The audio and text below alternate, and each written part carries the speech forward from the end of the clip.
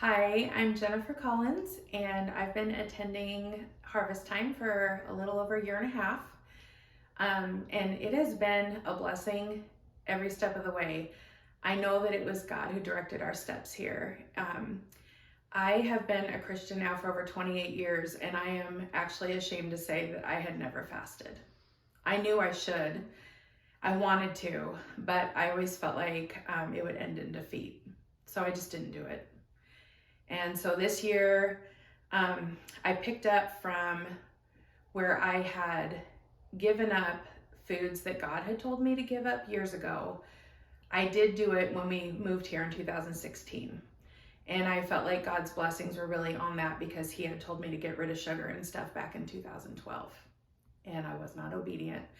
And I ended up with a lot of health problems because of it.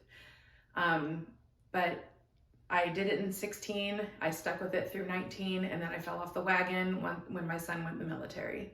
It was just really hard and stressful on me.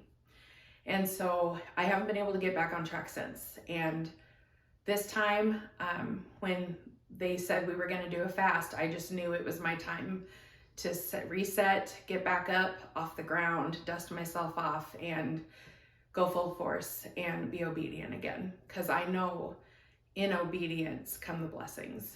One of my personal experiences during this time of fasting and staying away from sugar and the foods that I know make me ill, I was getting on the scale in the mornings to track my weight loss.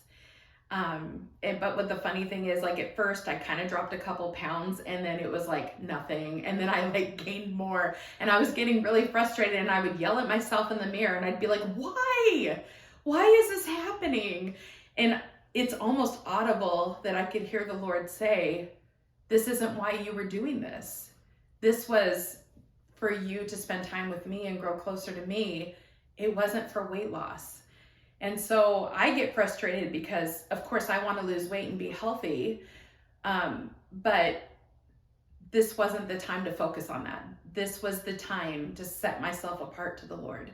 And He's not going to allow, He is a jealous God, and He is not going to allow any worldly thing come in our relationship with us. We allow those things, but He is jealous of our attention.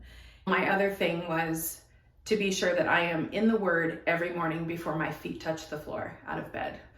And I also, in my 28 years of being a Christian, had not done that. It was always sporadic. And so I did. I started keeping the Bible right by my bed, and I woke up and did day 1, and I'm doing the chronological study. And for some reason, it wasn't even an effort for me. I also, for the first time, have tried intermittent fasting, and it went fine. I didn't die. It went in the beginning of all of it. I did see the enemy try to cause an upheaval in my home.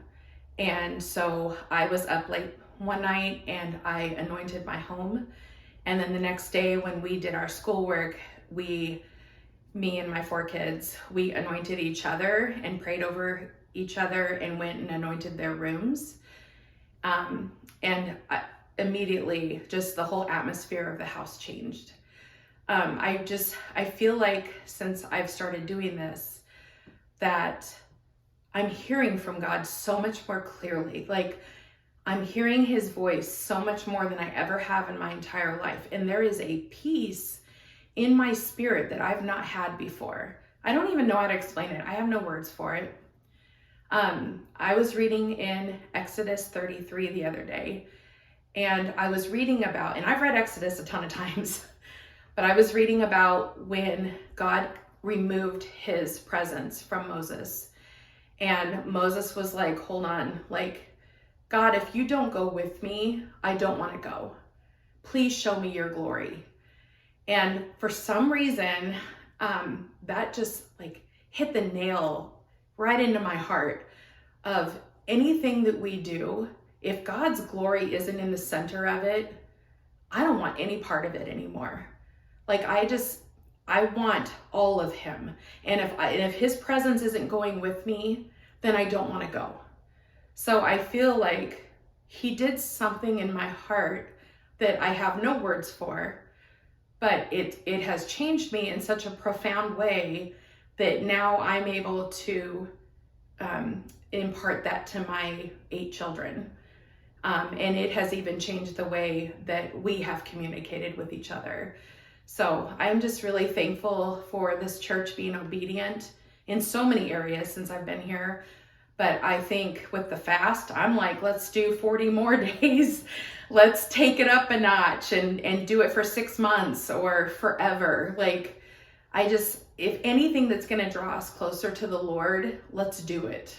Because I think we're living in times right now, like Carl said Sunday, we need warriors to rise up, and we can't do that without the Lord's fire going before us and the cloud going behind us. We just can't.